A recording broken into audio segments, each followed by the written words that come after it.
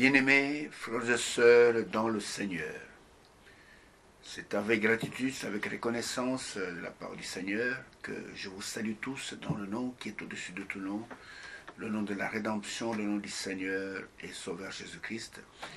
Et je souhaite à chacun de vous une grâce spéciale du Seigneur, c'est qu'il puisse ouvrir votre cœur pour que vous puissiez recevoir avec joie sa parole qui est sémée dans votre cœur. Que la grâce du Tout-Puissant repose sur chacun de vous, qu'il puisse illuminer vos yeux, les yeux du cœur, pour que vous puissiez voir ce que Dieu est en train de faire dans notre temps, que vous puissiez croire sa parole et que vous puissiez hériter de ce salut qu'il a promis, qu'il a réservé à ceux qu'il a connus d'avance, bien avant la fondation du monde. Ainsi, quelle que soit votre communauté, quelle que soit votre coloration spirituelle, quelle que soit votre appartenance spirituelle, je vous dis simplement que le Seigneur vous aime et ce qu'il veut, ce n'est pas votre mort. Le Seigneur, il est amour. Ce qu'il veut, c'est le salut du pécheur, que chacun puisse se repentir, qu'il puisse arriver à la connaissance de la vérité et qu'il expérimente le salut. Et dans ces émissions intitulées L'heure de vérité, nous vous disons que la vérité, nous ne sommes pas ici pour faire la publicité d'une église dénominationnelle quelconque. Nous ne sommes pas ici pour la publicité d'un homme, quel soit son ministère, mais nous sommes ici pour vous parler, premièrement, du royaume, vous parler du Sauveur, afin que vous puissiez le rencontrer personnellement, un contact personnel, que vous puissiez recevoir la vie éternelle que lui seul peut vous donner. Ainsi que la bénédiction du Tout-Puissant repose sur chacun de vous. Merci d'abord de tout cœur de vos prières, ces prières qui nous soutiennent. Merci pour vos soutiens financiers qui nous aident à tenir le coup pour faire ces émissions et à supporter les frais qu'occasionnent de telles émissions. Et que la grâce du Tout-Puissant repose sur chacun de vous et qu'il vous rende en centuple ce que vous faites pour son œuvre, pour son royaume. Ainsi que l'émission du Tout-Puissant repose sur vous. Si vous recevez ces émissions, quelle que soit la partie du monde où vous êtes, que ce soit en Afrique, que ce soit en Europe, que ce soit aux États-Unis, que ce soit en Amérique latine, que ce soit en Asie, que ce soit au Proche, au Moyen-Orient, n'importe où que vous recevez ces émissions, que la bénédiction qui accompagne sa parole puisse vraiment être la vôtre et que vous puissiez réellement glorifier Dieu de ce que vous avez part à ce qu'il fait dans votre temps et que la grâce du Tout-Puissant vous accompagne en toutes choses. Merci pour votre attention soutenue pour ces émissions, pour ceux qui sont habituels et qui nous suivent couramment, et que la bénédiction du Tout-Puissant repose sur vous. Et je vous demande maintenant de vous accrocher dans vos fauteuils, d'être très attentifs, de pouvoir prendre de quoi écrire, de quoi même enregistrer ces émissions, et elles sont gratuites, et que la grâce du Tout-Puissant repose sur vous pendant que nous tous, nous attendons à lui, pour que lui seul puisse nous parler, qu'il puisse nous révéler sa parole, qu'il puisse nous révéler ses voies, et que nous puissions y marcher pour recevoir la bénédiction qu'il a en réserve pour tous ceux qui espèrent en lui, parce que quiconque espère en lui ne sera jamais confus. Nous sommes en train de nous entretenir, non pas de n'importe quelle parole, mais nous sommes en train de nous entretenir du message du temps de la fin, du message biblique du temps de la fin, le message que Dieu lui-même a envoyé pour préparer une épouse afin qu'elle puisse prendre part à l'enlèvement qui va bientôt arriver. Et cette épouse, elle n'est pas la seule aujourd'hui, mais il y a d'autres qui nous ont précédés, qui sont passés par la mort. Mais nous avons l'assurance, comme l'apôtre Paul l'a dit, dans 1 Thessaloniciens chapitre 4, verset 13, verset 18, qu'il y aura une résurrection et que tous ceux qui se sont endormis dans le Seigneur vont se réveiller et ensemble avec les vivants qui seront changés parce que ce corps-ci, ce corps de mort, ce corps de péché, n'héritera pas du royaume. Il doit être changé afin que nous puissions être admis dans la présence du Tout-Puissant. Ainsi, nous croyons que les promesses du Seigneur sont oui et amen en Jésus-Christ et que nous verrons ce que nous entendons, ce que nous espérons et que notre foi ne sera pas vaine. Tous ceux qui croient en lui ne seront jamais confus. Ainsi, nous parlons du message du temps de la fin, du message biblique, et nous parlons aussi, pour le moment, dans cette grande émission, de l'accomplissement des prophéties bibliques pour notre temps. Et je le répète tout le temps, la foi véritable, elle repose sur ce que Dieu fait dans votre temps, ce qu'il vous révèle. La foi véritable ne repose pas dans une parole qui est du passé. C'est vrai, nous remercions le Seigneur pour tout ce qu'il a fait pour nous, ce qu'il a fait pour ses enfants dans les temps passés. Et la Bible dit que cela a été écrit pour notre instruction. C'est vrai, ça nous instruit. Mais quand nous écoutons cela, cela nous amène à nous mettre en contact avec ce que Dieu fait dans notre temps. Et cela fait que la parole devient vivante, devient efficace dans notre vie. Et nous n'avons pas un Dieu historique, nous avons un Dieu qui est présent, qui est omniprésent, qui est omniscient, qui est omnipotent. Et nous expérimentons les merveilles de sa parole et nous sommes reconnaissants au Seigneur pour cela. Ainsi, depuis le 11 juin 1933, le Seigneur avait parlé à son serviteur, le prophète de Dieu, William Marion Branham, que de même que Jean-Baptiste a été envoyé comme précurseur de la venue du Seigneur Jésus-Christ, tu es envoyé avec un message qui préparera la seconde venue du Seigneur Jésus-Christ. Donc la préparation se fait au travers de ce message. La préparation n'est pas l'affaire de quelqu'un, d'un homme. La préparation n'est pas l'affaire d'une personne spéciale, comme certains le déclarent sur les réseaux sociaux. La préparation, c'est la parole de Dieu, c'est le message que nous avons reçu qui prépare l'épouse. Qui prépare l'épouse à la rencontre de l'époux. C'est le cri de minuit. Et ce cri, quand il retentit, c'est pour dire à l'épouse, sortez, allez à la rencontre de l'époux. Et ce n'est pas l'œuvre d'un homme, ce n'est pas un homme spécial. Oubliez ces choses-là. Tous ceux qui déclarent cela, ils montrent simplement qu'ils ne croient même pas à la parole de Dieu. Tous ceux qui déclarent cela montrent simplement qu'ils n'ont même pas le Saint-Esprit. Et le Saint-Esprit, il est là que le guide que le Seigneur a laissé à l'Église pour nous conduire dans toute la vérité. Et Frère Branham, le messager de Dieu pour cette heure, qui était rempli d'humilité, qui ne s'est jamais présenté lui-même comme étant le messager, qui n'a jamais dit, écoutez, c'est moi, Malachie chapitre 4, il faut me suivre. Mais regardez, aujourd'hui, il y a des gens qui se lèvent, qui disent, écoutez, c'est moi, c'est moi cela. L'orgueil précède toujours la chute, mais l'humilité précède la gloire. Et nous voyons que cet homme serviteur de Dieu, il a dit que quand le Seigneur viendra, si moi je ne suis plus là, et ne vous en faites pas, le message que vous écoutez, c'est lui qui vous présentera à Christ. Et nous voyons que c'est ce que nous sommes en train d'attendre. Nous avons parlé en long, en large avec vous de la prolifération des fausses églises, la prolifération des faux prophètes et des églises préfabriquées par des hommes pour tromper la multitude. Et nous avons vu que l'iniquité va s'accroître et l'amour véritable, l'amour de la parole de Dieu, l'amour du Dieu véritable va aussi diminuer. Et nous avons montré en long et en large par les Saintes Écritures que nous sommes dans ce temps-là, ce temps où Amos, en regardant notre temps, a profité de la parole du Seigneur dans Amos chapitre 8, verset 11, verset 13, verset 14. Amos dit, de la parole du Seigneur, le Seigneur dit que moi-même j'enverrai une famine sur la terre. Non pas la disette du pain, la soif de l'eau, mais la faim et la soif d'entendre les paroles de l'Éternel. Et ils iront ça et là pour chercher cette parole. Ils ne la trouveront pas. Pourquoi? Parce qu'ils jurent par le péché de Samarie. Et le péché de Samarie, c'est l'idolâtrie. Et nous voyons que nous sommes pleinement dans ce temps-là. Mais le Seigneur qui est miséricordieux, comme du temps de Joseph, fils d'Israël, et quand Joseph était en Égypte, et il y avait eu 7 ans d'abondance qui ont précédé un certain moment, et puis 7 ans de famine. Et le Seigneur avait révélé à Joseph que pendant les 7 ans d'abondance, et il fallait emmagasiner la nourriture afin que le peuple puisse manger pendant les 7 années qui allaient suivre de famine et qu'il ne puisse pas mourir. Et quand Joseph avait révélé cela à Pharaon, Pharaon avait dit que je ne vois personne d'autre qui peut faire ce travail, si ce n'est que toi.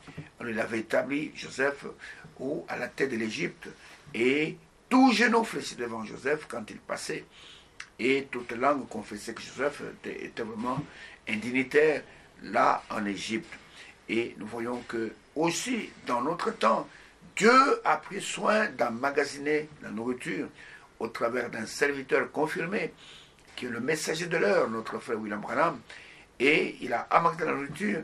Et Dieu aussi a pourvu des ministères pour la distribution dans la personne de notre frère Ewald Frank d'Allemagne, afin que quand la famine viendra, et nous sommes dans ce temps-là, que ce serviteur puisse être là, se tenir au milieu du peuple, et il était établi pour donner aux serviteurs de Dieu, aux prédicateurs, et les grandes lignes pour qu'ils puissent distribuer avec la nourriture et que le peuple ne puisse pas mourir de faim. Et nous sommes dans ce temps-là, et heureuse la personne qui peut voir cela. Nous avons vu cela en long en large, mais maintenant nous allons passer à un autre signe que nous avons déjà vu, mais nous ne faisons que résumer ces choses parce que il faut être attentif à ce que le Seigneur dit, à ce qu'il fait, afin de ne pas rater ce qu'il est en train de faire et que vous puissiez trouver pleinement dans l'œuvre de Dieu quand il apparaîtra dans les airs pour prendre son épouse.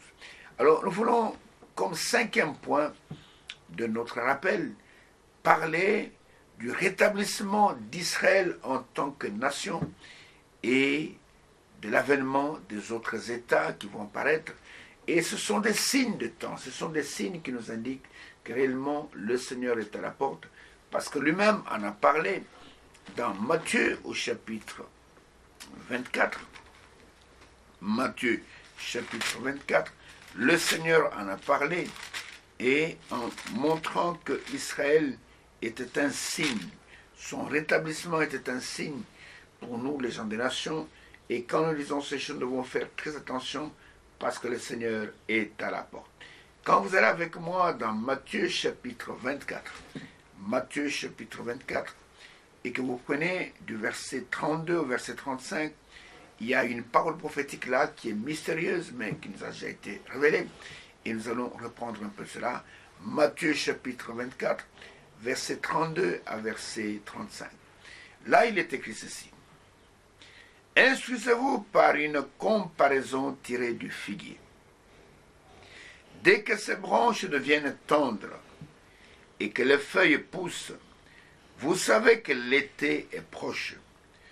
De même, quand vous verrez toutes ces choses, sachez que le Fils de l'homme est proche à la porte. Je vous le dis, en vérité, cette génération ne passera point que tout cela arrive. Le ciel et la terre passeront, mais mes paroles ne passeront point. Et nous voyons ici que le Seigneur dit, instruisez-vous par une comparaison tirée du figuier. Et vous savez que le Seigneur parlait tout le temps en parabole. Ce figuier représente quelque chose. Ce figuier représente, selon Osée chapitre 9, Osée chapitre 9, et le verset 10 seulement, Osée chapitre 9, et le verset 10, voilà ce que représente ce figuier. Ce figuier dont il est question ici, dont le Seigneur évoque ici. Osée chapitre 9 et verset 10 seulement, il est écrit ceci dans la parole prophétique. Et le Seigneur dit, je trouvais Israël comme des raisins dans le désert.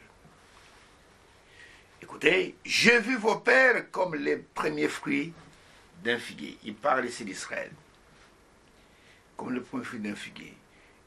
Mais ils sont allés vers Baal-Péor, ainsi de suite, ils se sont consacrés à l'infâme idole, et ils sont devenus abominables comme l'objet de leur amour. Mais ici, la chose capitale dans ce verset, le Seigneur dit, j'ai vu vos pères comme les premiers fruits d'un figuier. Et dans Matthieu chapitre 24, le Seigneur dit, instruisez-vous, c'est-à-dire que tirez une leçon du figuier, que quand ces branches deviennent tendres, donc instruisez-vous du figuier, quand ces branches deviennent tendres, et vous savez que les feuilles poussent, c'est-à-dire que quand comment je veux dire, la saison où l'arbre va éclore arrive, vous savez que l'été est proche. Vous savez que l'été est proche. Et nous voyons que ici, il est question du rétablissement de l'État d'Israël. Et pourquoi le Seigneur partit de cela? Parce que quand il en parlait, Israël était un État.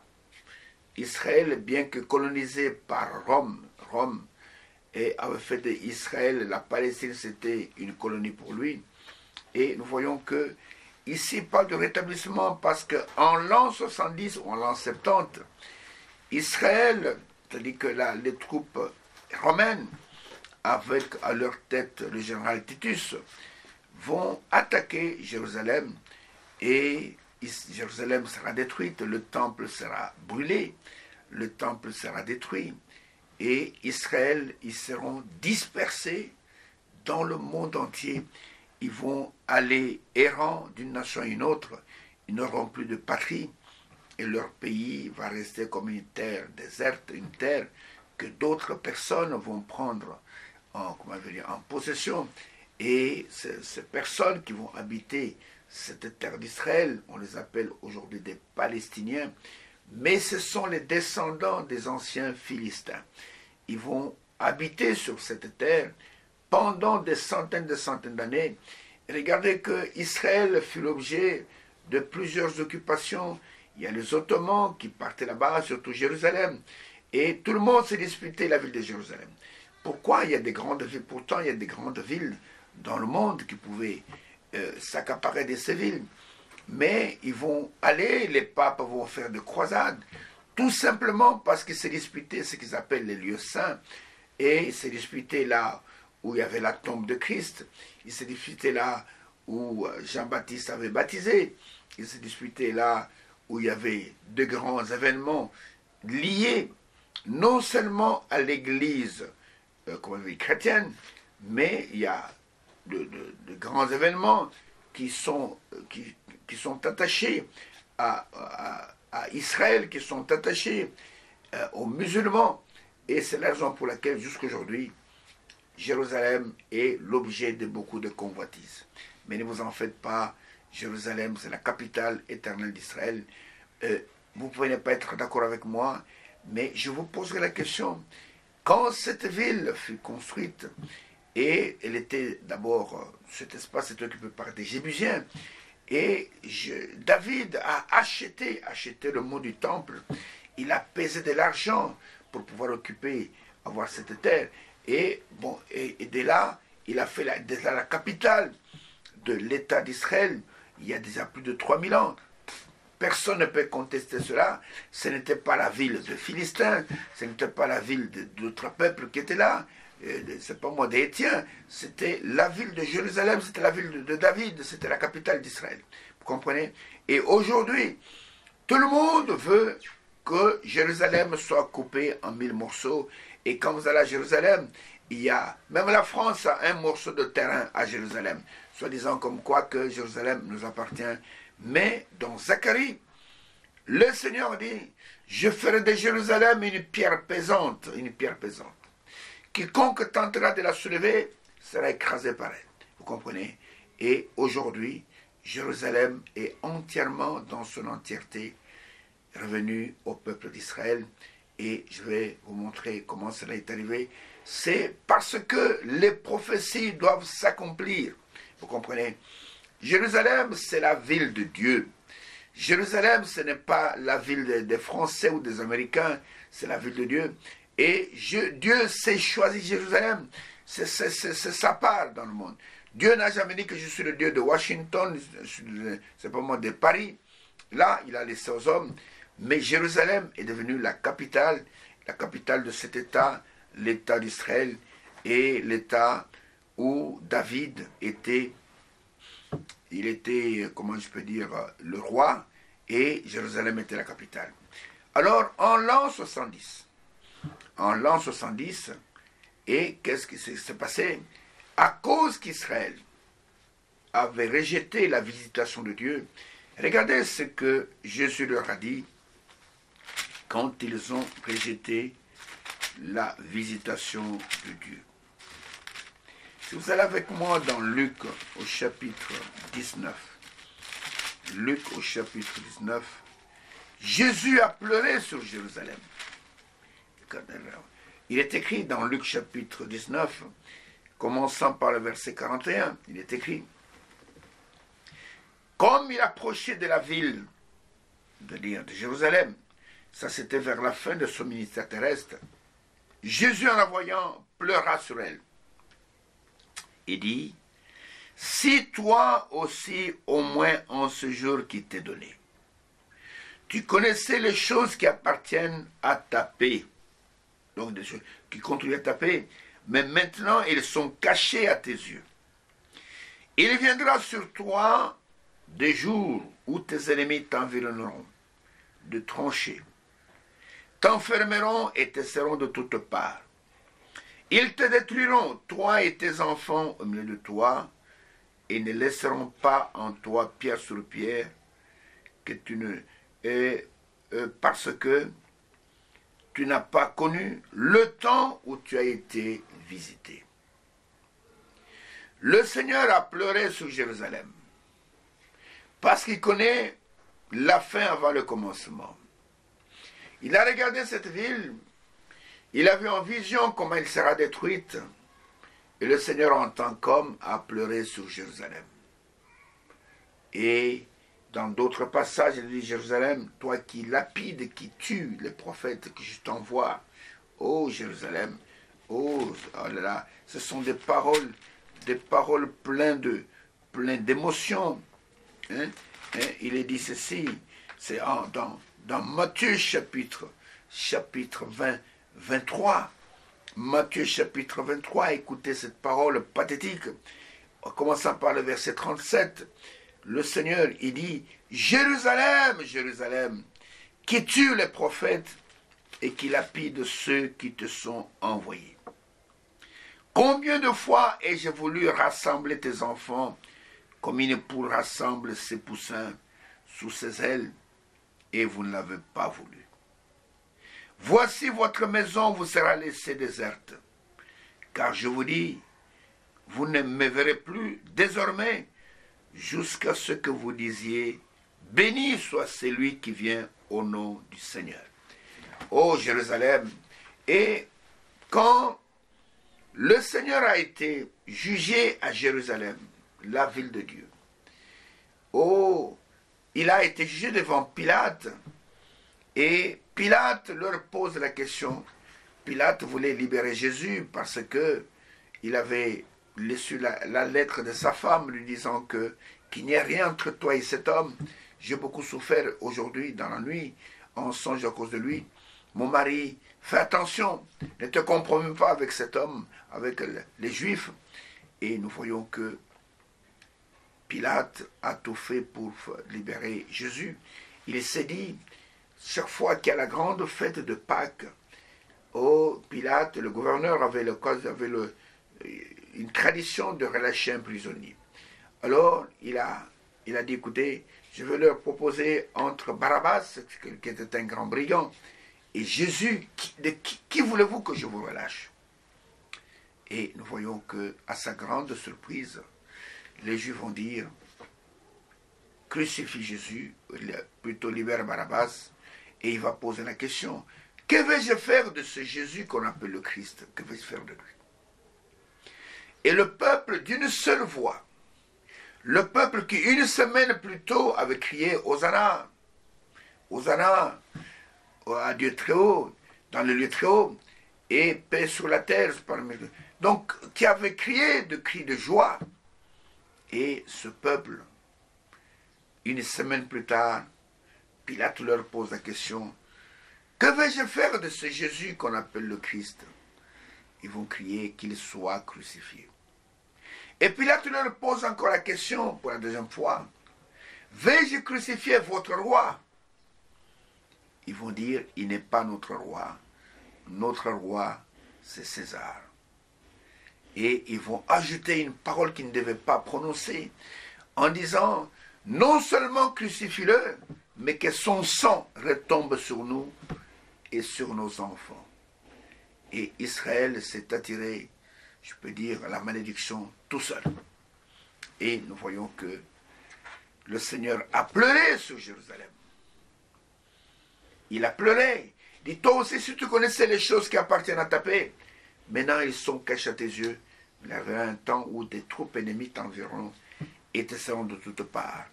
Et quand Titus est venu, qu'il a fait le blocus autour de Jérusalem, ils ont même mangé leurs propres enfants parce qu'ils étaient tellement affamés qu'ils ont commencé à manger les enfants des uns des autres.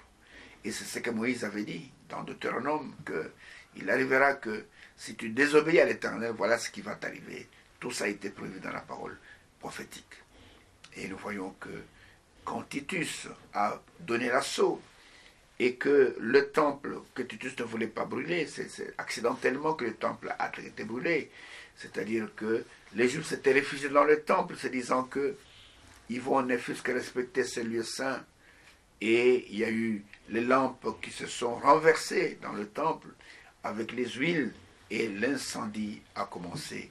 Et en cela, il n'y avait pas des casernes de pompiers. Et le feu était tel que le temple a été totalement détruit. Selon ce que le Seigneur avait dit à ses disciples, vous voyez ce temple, il ne restera pas ici pierre sur pierre qui ne soit renversé. Donc depuis l'an 70, Israël a été dispersé dans le monde entier. Les Juifs ont été dispersés dans le monde entier. Non seulement dispersés, ils ont été persécutés. Parce que même avait dit que son sang retombe sur nous et sur nos enfants. Ils ont été persécutés dans tous les pays où ils sont partis, parce que les Juifs, selon les commandements de Dieu, ne devaient pas se mêler aux autres nations, aux autres peuples. Et l'Église catholique a voulu en faire des faux chrétiens, si je peux dire, en faisant des chrétiens trinitaires, en faisant des chrétiens qui croyaient dans l'adoration de la Sainte Vierge. Les Juifs ne peuvent pas avaler cela, en faisant qu'ils deviennent des chrétiens qui croient dans la Sainte Trinité et qu'ils se signent eux-mêmes. Les Juifs ne peuvent pas accepter cela. Les Juifs savent le premier commandement qu'ils ont reçu de la part de Dieu et que Moïse leur avait répété avant de les abandonner dans le désert, était que, écoute, ô Israël, l'Éternel, notre Dieu, est l'unique éternel, et tu aimeras l'Éternel de tout ton cœur, de toute ton âme, de toute ta force, et tu les serviras seul. Et ça, c'est la profession de foi de tout juif. Ils savent qu'il n'y a pas un autre Dieu que Yahweh. Ils savent cela. Et l'Église catholique, quand elle a tenté, les papes ont tenté d'évangéliser les Juifs et qu'ils puissent croire et devenir de vrais catholiques, les Juifs ont dit, écoutez, ils ont réservé un refus en disant que nous ne pouvons pas croire ces choses-là. Et à cause de cela, l'Église a été même à la base de la persécution des Juifs. Et l'Église a présenté les Juifs comme étant des antichrists en disant que ce sont des assassins du Messie. Ne comprenant pas que si Jésus n'était pas mort, le salut ne serait jamais parvenu. Il a fallu qu'il puisse mourir pour que la vie qui était en lui puisse venir en nous. Regardez qu'après sa résurrection, il a dit, allez maintenant partout dans le monde entier et annoncer la bonne nouvelle à toute la création. Celui qui croira et qui sera baptisé sera sauvé, celui qui ne croira pas sera condamné. Mais avant la crucifixion, il disait, j'ai été envoyé uniquement aux 12 tribus des enfants d'Israël. Et on a commencé à persécuter les Juifs en disant que ce sont des antichrists. C'est à cause d'eux que le Messie est mort. Vous comprenez? Et ils ont été persécutés d'un pays à un autre. Ils ont été mis dans des réserves qu'on appelait des ghettos. Ils ont été marqués avec des signes sur leurs habits, parfois même sur leur peau, pour qu'ils soient reconnus comme étant des Juifs. Et ils ont été reconnus comme étant des lépreux. Et ils ont souffert. Oh frères, ils ont souffert longtemps. Hitler n'a fait qu'achever l'œuvre qui a été commencée depuis longtemps. Et pendant des siècles, les Juifs ont été persécutés. C'est ainsi que, comme la parole de Dieu doit s'accomplir, la parole prophétique, et qu'ils étaient rejetés d'un pays à un autre, errant d'un pays à un autre, à cause de cette parole que son sang retombe sur nous et sur nos enfants. Et nous voyons que... Mais regardez, malgré qu'ils étaient persécutés, la plupart des grands hommes sont apparus sur la terre, dans les sciences et dans ceci, étaient des juifs. Vous comprenez? Et regardez, même les communistes qui ne reconnaissent pas la religion, qui ne reconnaissent pas Dieu, et qui sont athées, qui professent être athées. Peut-être qu'ils ne savent pas Karl Marx, qui est le chef ou le penseur du communisme, était un juif. Karl Marx était un juif. Vous comprenez? La plupart des grands hommes étaient des juifs. Vous comprenez? Et malgré qu'on les a persécutés, regardez celui qui a trouvé la bombe atomique, Robert Oppenheimer, qui est parvenu à faire cette histoire de la bombe atomique. Robert Oppenheimer, c'était un juif allemand qui avait fui du temps. Quand la guerre a commencé, il est parvenu à se réfugier aux États-Unis. C'est lui qui a aidé les Américains à avoir la bombe atomique. Vous ne savez peut-être pas, c'est lui qui a commencé à faire, je sais pas moi, les missiles qu'on appelait d'abord ça a commencé en Allemagne avec le V2 qu'ils envoyaient à Londres pour bombarder les Anglais, et qu'après la guerre, on a commencé à songer à faire des fusées pour aller dans l'espace. Et c'est un juif allemand, Von Braun, qui est le premier à faire ces choses-là. Les autres n'ont fait que suivre. Et vous avez, c'est pas moi, le grand savant Einstein, dont le monde connaît, qui était un grand savant, c'était un juif. Comprenez? Le monde a persécuté ce genre, mais Dieu les a bénis. Vous comprenez? Et nous voyons que, arrivé au 19e siècle, pendant que la persécution était terrible dans toute l'Europe, il y a eu même l'affaire Dreyfus en France, où le capitaine Dreyfus, qui était un juif français, et qui a été persécuté parce qu'il était juif. Il y a eu un procès retentissant en France, et au tel point que de grands hommes français, comme l'écrivain Émile Zola, sont intervenus pour défendre le capitaine Dreyfus. Et Émile Zola a écrit cet article qui est resté célèbre, dans les actes. J'accuse. Il accusait la société française, d'être des antisémites. Mais avant Émile Zola, il y a eu quelqu'un. Je crois qu'il vivait en Autriche, et il allait aussi en Suisse, un peu partout, qui s'appelait Théodore Herzl. Théodore Herzl, il est le père du sionisme. Le sionisme, c'est le retour dans la terre promise. Et Théodore Herzl, avec d'autres penseurs juifs, se sont dit, mais nous sommes en train de souffrir d'un pays à un autre, persécutés en Europe. Mais nous avons une terre que Dieu nous a donnée. Une terre que Dieu a donnée à notre père Abraham. Cette terre, elle est toujours là. C'est la Palestine, c'est Israël. Alors, et nous devons faire tout pour rentrer chez nous.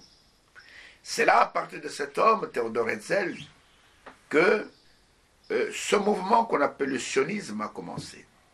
Et les Juifs ont pris conscience maintenant qu'ils avaient une terre, qu'il fallait qu'ils rentrent chez eux. Tout ça, c'est l'accomplissement des prophéties bibliques. Ce n'est pas fait par hasard. Les gens disent, quand vous voyez le figuier commencer à bourgeonner, quand vous voyez que ce feu devient tendre, sachez que le temps est là, que le Fils de l'homme est à la porte. Et Théodore Herzl a commencé à tenir des conférences en Europe. Il allait dans toute l'Europe, tenant des conférences, il est venu en Suisse, il est allé en Angleterre, à Londres. Il a été dans la plupart des grandes villes européennes, et pour réveiller les Juifs, pour leur montrer que nous avons une terre, il faut rentrer chez nous. Et on appelait cela, ce mouvement-là, le sionisme. Certains ont commencé à immigrer à partir de ce moment-là, mais la terre qui était promise à Abraham et à sa descendance n'était plus libre. La terre était occupée par les Arabes, était occupée par des Palestiniens qui ne voulaient rien entendre d'un retour de Juifs en Palestine. Et nous voyons que ce n'était pas facile. même quand ils rentraient dans leur terre, ils étaient persécutés par les Arabes, par les Palestiniens. Et nous voyons que il a fallu que cette idée se développe. Et ils ont commencé à aller là-bas, à financer les Juifs qui rentraient en Palestine. Et ils achetaient des terres pour pouvoir s'installer en Palestine dans une hostilité jamais vue. Mais il a fallu qu'il y ait, comme on dit, un pharaon qui n'a pas connu Joseph. Et quand Hitler est venu au pouvoir en Allemagne, oh là là, avec une haine terrible contre les Juifs. Et son problème était l'extermination dans le monde entier du peuple juif. Et Hitler, avec ses collaborateurs, avec Himmler, avec tous ceux qui étaient Eichmann, et avec le docteur Mengele, et son problème était d'exterminer au maximum les Juifs. Hitler a commencé d'abord en Europe. Hitler voulait conquérir le monde et éliminer la race juive de la surface de la terre. Bon, certains disent que lui-même était issu d'une mère juive et il voulait se venger d'une injustice qui a été occasionnée contre sa propre mère. Ça, c'est de l'histoire. Je ne sais pas moi, c'est ce qui se raconte. Je ne dis pas que l'histoire est totalement vraie, mais je vous dis quand même, je vous raconte même cette histoire. Il semble que sa mère, celle qui l'a mise au monde, il était une bonne dans une grande famille juive, une famille autrichienne. Et l'un des fils de la maison a eu des relations intimes avec cette bonne, et cette bonne serait tombée enceinte. Et c'était un scandale pour les Juifs, parce que les Juifs ne se marient qu'entre eux. Alors ils ont préféré chasser la bonne avec sa grossesse, et ils ont interdit à leur fils de continuer à fréquenter cette femme-là, et on leur donnait bien sûr de l'argent. Et c'est de cette grossesse qu'un enfant est sorti qu'on appelait Adolf Hitler. Vous comprenez, c'était un Autrichien, et qui plus tard prendra le pouvoir en Allemagne. Et c'est depuis 1933 qu'Hitler a été élu comme chancelier en Allemagne, et de là, il va voir toutes les rênes du pouvoir. D'abord, il était dans l'armée allemande pendant la Première Guerre mondiale, et il était enrôlé comme sa profession, c'était un peintre en bâtiment. C'était un peintre en bâtiment. Et là, il a été fait prisonnier, il était même blessé. Mais après, et il avait ce désir de vengeance envers les autres nations, parce que l'Allemagne avait perdu la guerre, la Première Guerre mondiale, et on l'avait humilié en la faisant payer la dette de la guerre. Et depuis 1927 jusqu'en 1933, l'Allemagne était dans une misère indescriptible. Et imaginez-vous qu'on pouvait payer un pain avec un billet. Donc on a même imprimé des billets de 1 million de Deutschmark. Et vous voyez, on allait payer un pain avec 4 billets de 1 million, donc 4 millions de Deutschmark. Si vous imaginez à quel niveau l'inflation est arrivée. Et quand Hitler est arrivé, vous savez, quand un pays dans un tel état, ce sont les extrémistes qui gagnent la confiance du peuple. Et Hitler a promis aux Allemands de leur restituer la dignité qu'ils avaient perdue. Et cet homme a fait croire au peuple allemand que votre misère vient des Juifs qui détiennent les finances de l'Allemagne. Et il a commencé d'abord par exproprier les Allemands de leurs biens. Et il a monté beaucoup de cabales contre les Juifs. Et il y avait des rafles, on ramassait les Juifs un peu partout. Et d'autres étaient exécutés, étaient humiliés. Et pendant la Deuxième Guerre mondiale, ils ont déclaré avec Himmler, avec Bormann, avec tous ses conseillers, ce qu'ils ont appelé la solution finale. Et cette solution finale, c'était l'extermination de tous les Juifs d'Europe. Frères, c'était un temps très difficile pour les Juifs. C'est là qu'ils se sont souvenus de cette parole que leur père avait prononcée, que son sang retombe sur nous et sur nos enfants. Et Hitler a fait des chambres à gaz. J'ai eu l'occasion de visiter le camp d'Auschwitz en Pologne. Et pour les visiter jusqu'aujourd'hui, pour savoir l'horreur de ce qui s'est passé avec l'Allemagne nazie. Quand vous sortez de celle-là, vous imaginez que des hommes normaux puissent commettre de tels crimes. Et on exécutait les gens en masse. Il y avait des chambres à gaz. On faisait entrer des juifs là-bas. On disait, écoutez, vous allez prendre une douche. Et on le mettait là-bas, entassé. Et puis, on faisait tomber des comprimés, des ziglons. Ziglons, c'est un poison. Donc, cette pilule-là, quand elle tombe, elle dégage un gaz toxique. Et ils étaient tués, asphyxiés par ce gaz qui sortait de cette pilule, Ziglon, et les gens mouraient dans des souffrances atroces. Et c'était la solution finale. Et les Juifs, à ce moment-là, ont commencé à chercher à rentrer en Israël.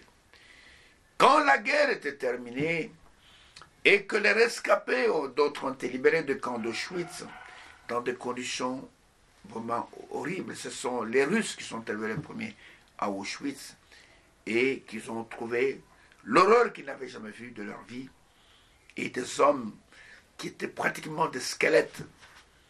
Oh frère, si vous pouvez voir les images de cela, vous serez simplement horrifiés de ce que l'Allemagne nazie a fait. Et nous voyons que les Juifs ont tenté maintenant de rentrer chez eux. Mais ils ne pouvaient pas rentrer chez eux. Ils ont dit, rentrons tous à Jérusalem. Ils ne pouvaient pas rentrer parce que les Arabes là, nous disaient, écoutez, pas question de rentrer ici, ce pays nous appartient.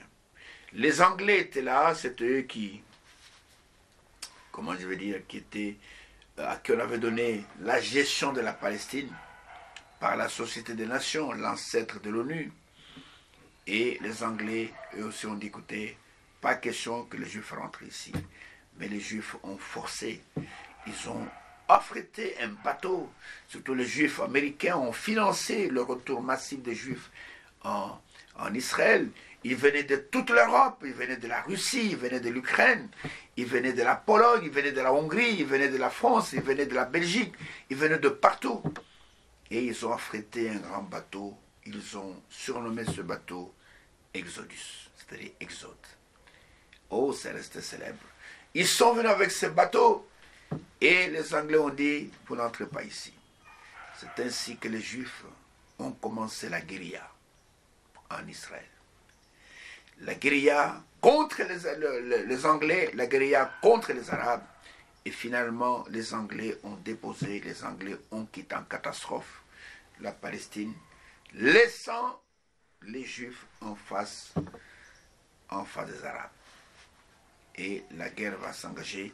Et Israël va commencer à gagner son pays, donc par la guerre, avançant pas à pas, jusqu'à ce que, quand les Arabes ont vu qu'ils étaient en train de perdre la guerre, ils ont demandé un cessez-le-feu. Et le cessez-le-feu qui sera obtenu par la Société des Nations, quand il sera signé, et les Juifs avaient déjà occupé une grande partie d'Israël et la moitié de la ville de Jérusalem.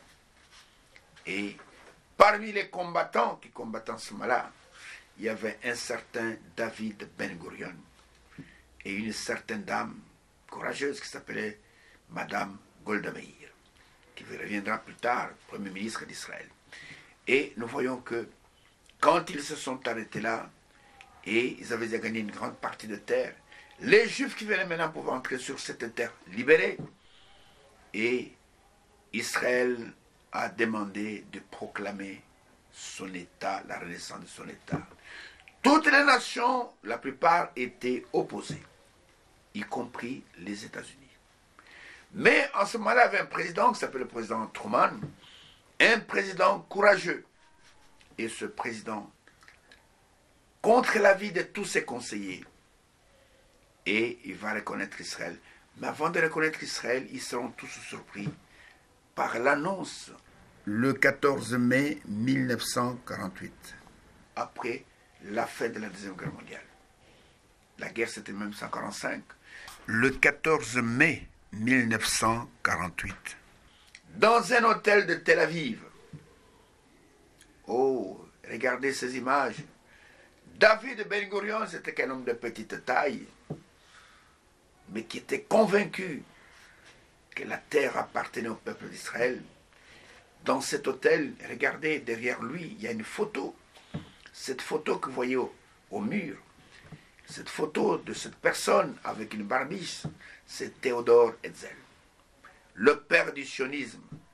Sa photo était là, et David Ben-Gurion va proclamer le 14 mai 1948 la renaissance de l'État d'Israël. Et ce même jour, pendant que David Ben-Gurion proclamait la renaissance de l'État d'Israël, l'ange de l'Éternel va parler à Frère Branham pour lui montrer que le temps est là. Vous comprenez que le temps est là. Et il va proclamer, et les gens vont danser dans la rue. Les gens vont s'émerveiller, les gens vont danser. Et les jeunes filles, tel que cela a été prophétisé dans les Saintes Écritures, nous aurons l'occasion de le lire, ils vont se réjouir. Parce que Israël, qui n'était plus une nation depuis l'an 70, en 1948, frère, Israël va redevenir de nouveau une nation. Et le peuple va se réjouir. Et nous voyons que c'était l'accomplissement des prophéties. Et le Seigneur a dit que quand vous verrez le figuier bourgeonner, c'est-à-dire qu'il reprendre vie, c'est en quelque sorte, quand vous verrez l'État d'Israël renaître, quand vous verrez cet État qui a été dispersé, qui a été détruit, renaître, alors sachez que le Fils de l'homme est à la porte. Vous comprenez, le Fils de l'homme est à la porte. Il n'est pas très loin, il n'est pas plus loin, il est à la porte. Et nous voyons ceci, si je reprends encore ce passage de Matthieu chapitre 24. Et Matthieu chapitre 24, le verset est de 33, il est dit ceci. De même, quand vous verrez toutes ces choses, sachez que le Fils de l'homme est proche. Non seulement proche, mais il est à la porte. Quand quelqu'un est à la porte, il n'est pas à 100 mètres, il n'est pas à 200 mètres. Il est à la porte pour faire quoi? Il vient pour chercher son épouse. Le Fils de l'homme est à la porte. Quand vous verrez ces choses, sachez que le Fils de l'homme est à la porte. Relevez vos têtes parce que votre rédemption est proche. Et le rétablissement de peuple juif dans sa patrie est pour nous un signe capital nous montrant qu'il n'y a plus de temps. C'est vrai que quand on regarde le monde, peut-être que cela n'apparaît pas. Mais sachez que le temps est proche, le temps est à la porte.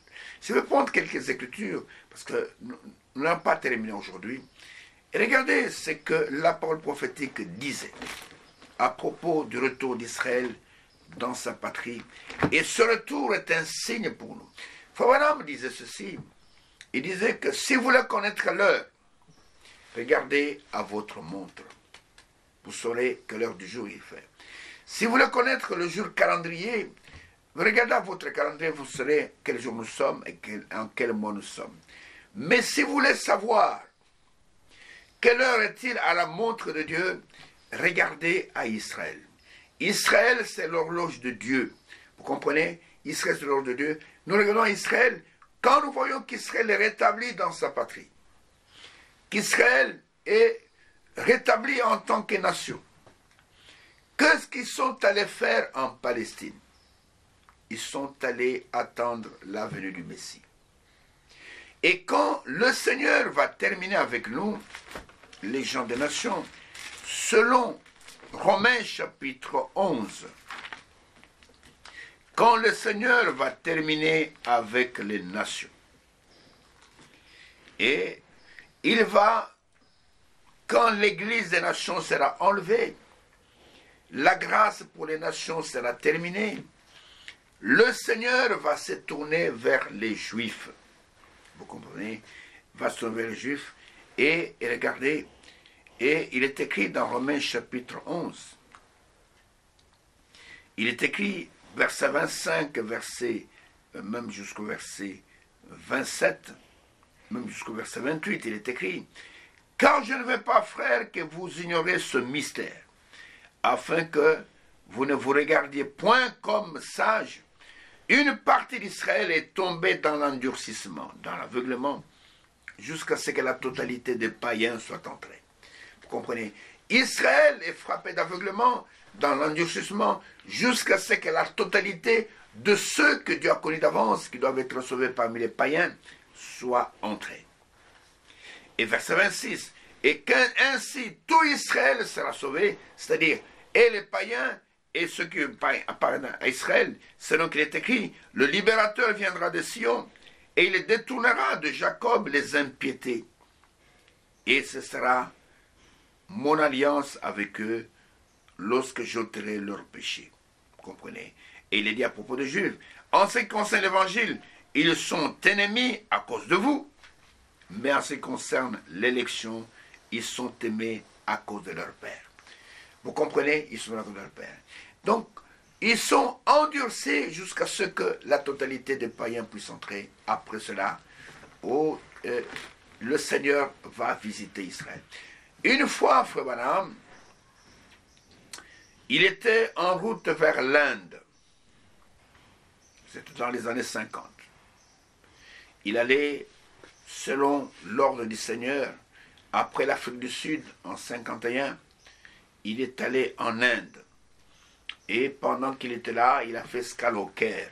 Vous savez que l'Égypte avec Israël, c'est tout proche. Hein, ils sont juste là. Il faut traverser le désert de Sinaï, vous allez entrer en Israël. Et nous voyons que pendant qu'il était là, il a eu l'idée de traverser, de prendre l'avion, de changer son ticket d'avion, d'aller d'abord en Israël et de prêcher l'évangile à Israël, en se disant, oh, en tout cas, quand ils verront les signes et les prodiges qui accompagnent l'évangile, ils vont certainement accepter la parole du Seigneur. Et pendant qu'il avait ces pensées, le Seigneur lui parle par voix audible, lui dit, n'y va pas parce que le temps n'est pas encore arrivé. Quand le temps arrivera, alors il va s'accomplir ce qui est écrit dans Apôtre chapitre 11. Il est parlé de deux Oliviers, ce sont deux prophètes, parce qu'Israël ne croit qu'aux prophètes. Et ces deux prophètes, l'un a l'esprit de Moïse, l'autre a l'esprit d'Élie, ils vont visiter Israël, mais ce sera après l'enlèvement de l'épouse. Et Israël va se convertir, nous parlons de cela plus tard. Et Israël, et la Bible dit qu'ils vont se convertir en un seul jour. Ils vont pleurer sur lui comme on pleure sur un fils unique. Et ça va partie de l'émission qui va suivre. Et vous allez voir ce qui va se passer. Mais allons d'abord un peu dans l'Ancien Testament. Je prends quelques écritures, une ou deux écritures. Et dans, par exemple, Jérémie chapitre 31. Je vais vous montrer que le rétablissement du peuple d'Israël est annoncé depuis l'Ancien Testament. Jérémie chapitre 31, je prends d'abord le verset 10 jusqu'au verset 13.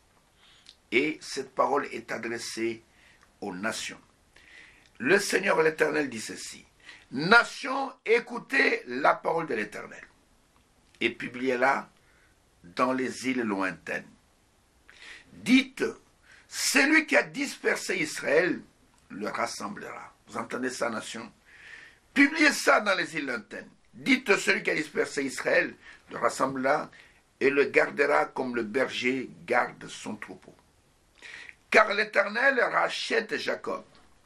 Il le délivre de la main d'un plus fort que lui.